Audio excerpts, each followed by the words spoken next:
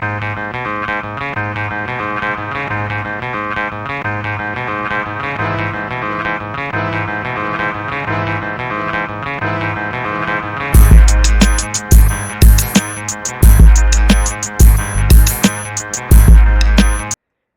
everybody. Welcome back to the J Rock Show on here from the SimWorld TV studios. It's July 11th.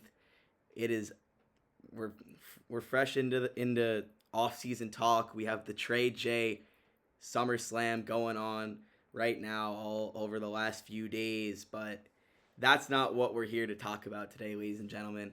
I'm sure you saw the tweet from a few days ago. I am joined by Mississippi State incoming freshman Juan Vizale today. So, welcome to the show, Juan. It's great to have you here. How are you doing on this Friday afternoon? I'm doing great, JK. Thank you for having me on. Definitely a fan of your work. I always tune into JK's Player of the Night, so very happy to be here. Yeah. I appreciate that. And it's great to have you here with me because I know a lot about a lot of different players in SimWorld U, but you have a journey that I'm really interested in kind of learning more about, Juan. hmm Like, you come from Guatemala, you played for SimWorld Latin America, now you're at Mississippi State. So, what's kind of been that big culture shock for you going from what I would call two very different places? How have you kind of been adjusting to life on campus?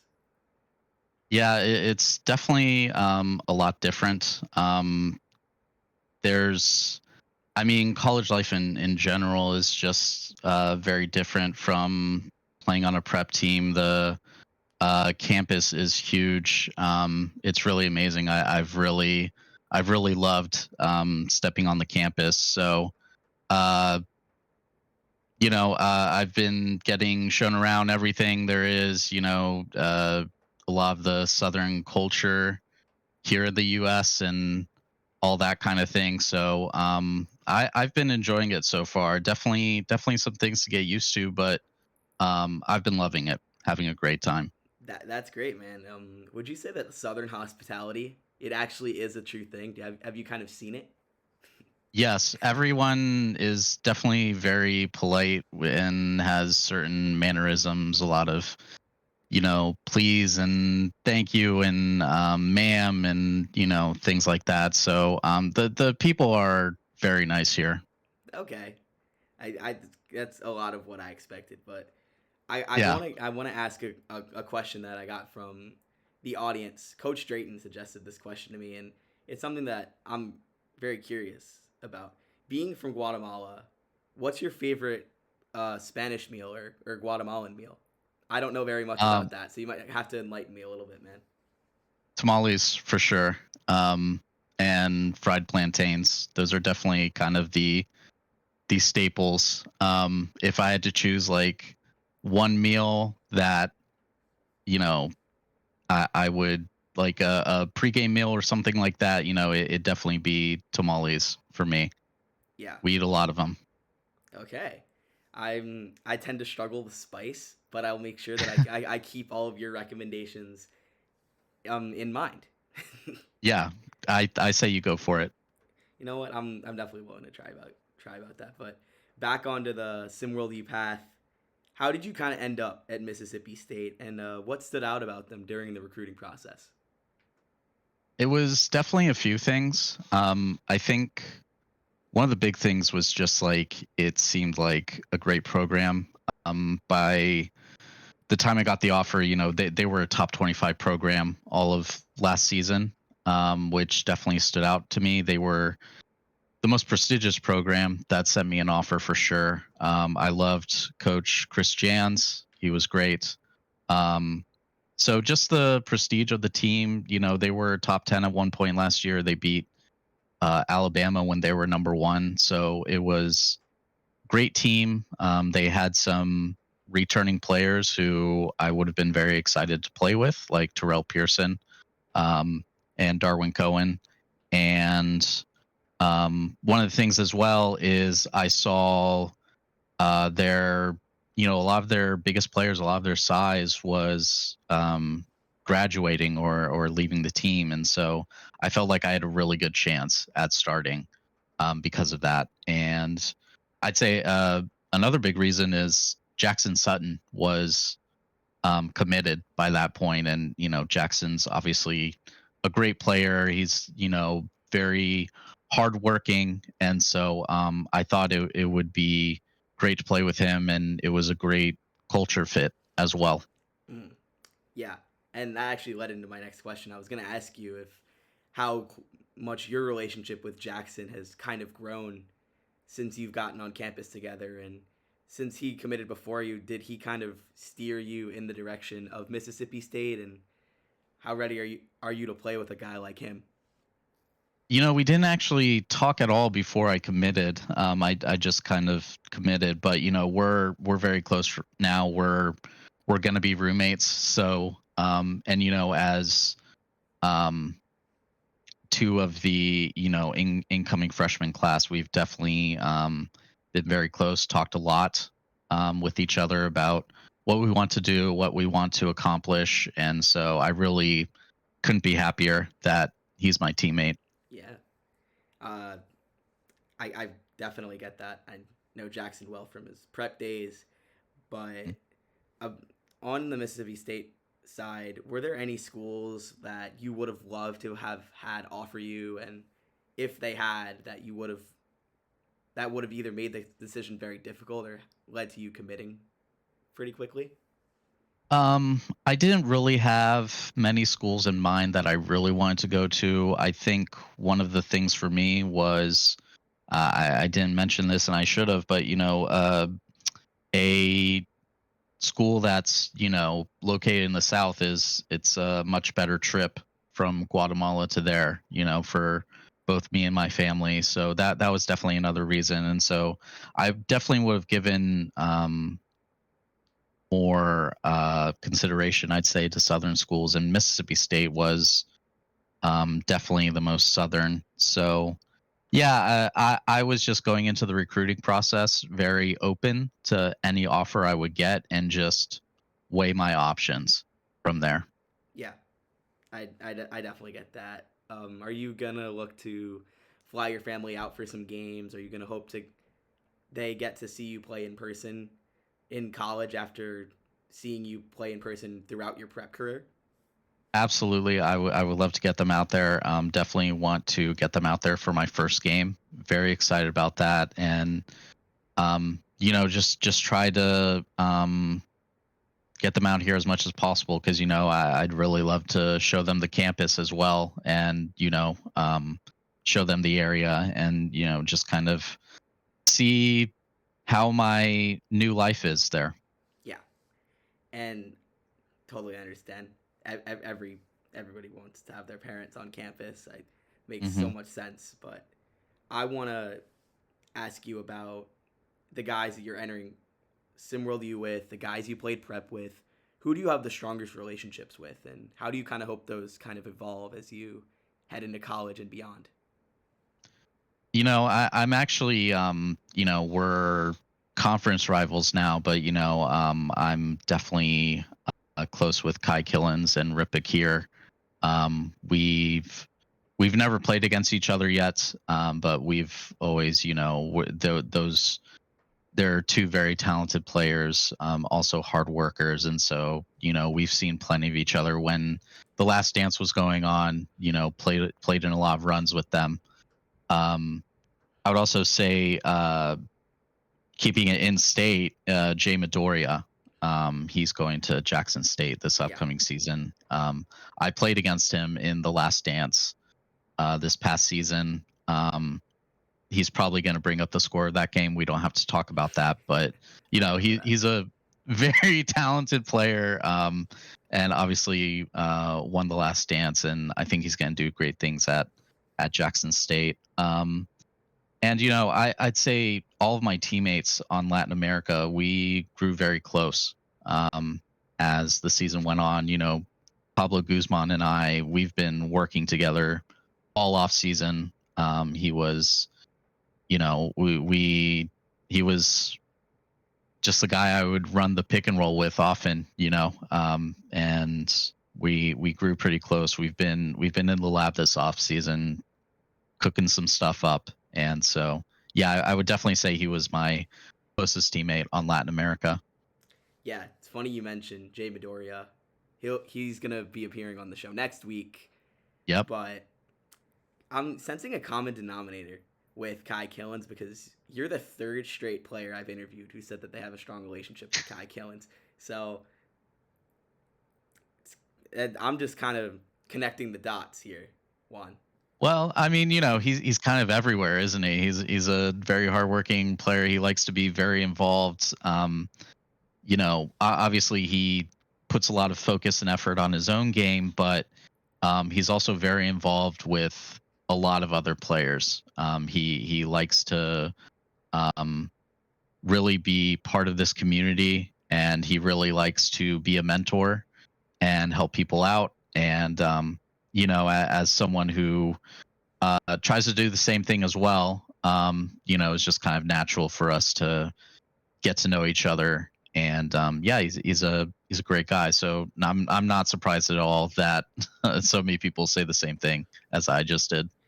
And you talked about the guys you're close with, the Kai, Rip, Jay, Pablo, even. But what teams, what players are you most excited to face off with in SimWorld? You can be in SEC play, out of SEC play, um, and are the guys you're closest with? Are you most excited to be facing them, or are there some other ideas up there as well? I would say definitely yes. The all the people I mentioned, I really want to go up against them. Kai and Rip obviously are in the SEC with us, and those two teams, Alabama and South Carolina, are the most talked about teams this offseason by far, for sure. And so, the SEC in general is very talked about. So, for me, like, I'm very competitive, and because of all the praise they get, I really want to go up against them, and I really want to beat them. So, and Jay as well, for sure, because I'd really like us for to schedule Jackson State as a non-conference game, because um me and him and even Devontae Langford at Ole Miss, we kind of have a thing going about, like, who's going to be the best team in Mississippi. So I'd love to play against. Obviously, we're going to play against Ole Miss in the conference, but I'd love to play against Jackson State as well. And I'd love to go up against my former teammates on Latin America. I'd love to play against Pablo and Duke. I think that's going to be a very good team. I think, Pablo, he gets a lot of praise, but I also think people still don't quite know how good he's gotten this offseason. And if you really want to know, you can, we've had some viral runs, a few the past month. I would really recommend going through those and seeing what he's been doing, because it's been great. He's a very talented player. I'm a little higher on Duke than most people. Yeah, Um, but Miami as well, because they have three of my former teammates. They have Jeremiah Cordero, they have Cristobal Hogar, they have Juan Carlos. So if I could play against Miami and go up against three of my former teammates, that'd be great as well. gonna make it hard to think about who you're gonna want to jersey swap with after that game, aren't you? Yeah, it would be tough. It would be tough, but we'll figure that out if it happens. Yeah, those are some good answers. But who's the toughest player you've ever had to defend, and what made them so tough? Number one answer is Chickley. Easily. Went up against him in the last dance when we played Bay Area in the first round. He was super tough. He's everyone knows about him. He's gotten a ton of praise as a big. He's the number 2 prospect right now, I believe, in prep. And Yep, so, he's number two. yeah, that was tough. We really went back and forth. And I mean, that matchup in general, not just Jick, but Andre Pope Jr. They're both great interior defenders. And so that game was a battle for sure. And Jick and I, we really, it was like, toe to toe. we both put up something like 17 points, 9 rebounds. Um, and so yeah, that was it unfortunately we lost, of course, but on a personal level, I was very happy with how I played, and it was a lot of fun to go up against a player of Jick's caliber, just to prove myself, and I think I really did prove myself with my performance. Yeah, and now we'll see how iron sharpens iron at the next level for you. But Yes. when you're in the film room, are there players that you're which players actually are you watching the most tape of? And who have been your biggest inspirations could be in basketball or not throughout your career to to date, I would say. One guy I really like watching is Tony Henderson. He's such an elite interior defender. You can learn so much watching his tape for sure. Um, and growing up as a kid, I really not a lot of people are gonna say a player like this, but I really loved watching Nene on. He was on the Nuggets and the Wizards back in the day. He was like a very dominant post player. He was violent. He was like really just one of those old school bigs. He wanted to get down low, and just be an enforcer and make his presence known. And so I kind of modeled a little bit of my game after him because that's exactly what I tried to do as well. Yeah, I definitely get that. That's a very interesting answer. I've heard a lot of LeBrons, Kobe's, Jordans, Shaq's. So hearing Nene is it's something different, and I have to applaud you for that. Thank you. Yeah, like I said, I don't know how many people my age would even know about him, but I just he was Brazilian, so another Latin Yeah, American that's what I was player. thinking. Yep, exactly. And so I really looked up to those kinds of guys, and so like Tiago Splitter as well, and guys like that. So um I loved watching his tape. He was a very fun player to watch, and so yeah, yeah, not as much LeBron or Kobe, but more a guy like Nene. Yeah, I get that. And is there anything that you think people wouldn't know about you? Is it Um, do you mean on the court or off the court or? either or? Just Okay. anything that you think people don't know about you that you want to let the people know? Um, I guess for one, I'd say, my prep averages weren't great. I averaged something like 8 and 4, but um, I think if you watch my last game in prep when we played Bay Area, I'd say that is much more representative of my skill level as a player. Um, we played a very guard heavy offense for most of the year at Latin America, and then once Yeah, Coach Okamura came in, he joined for the last couple of tournaments. He got me a lot more involved, and I think you can see in those last couple tournaments how much I grew and developed as a player. I was yeah, an entirely different player by the end of the season compared to the beginning of the season. So if you really want to know, like what I'm about, the kind of player I am, what I can do, definitely watch that Last Dance game. yeah, Um, and I'd say I described like my play style kind of like Nene, very physical, very down low. But I think I'm a pretty good playmaker as well, which some people might not know about me or find surprising. I think I have good vision. I can find the open man. I was getting double teamed a lot in that Last Dance game, and I felt like I was able to find that open player out of the post more than a few times. So okay. it's definitely something I'm still working on, but as a player, I think that may be an underrated aspect of my game. What about off the court? Is there anything you want people to know about you away from the game of basketball? I really like to advocate for, if you're active in the media feed, you'll Or see I do this social quite media, you should often. say. Yeah, social media. Um, I really like to advocate for Latin American talent and international talent in general. I would say I think there are a lot of gems in this region for basketball, and I think you really just have to look at um, the Latin American team we were on. We have players going to very high level elite programs, and I think that really says a lot.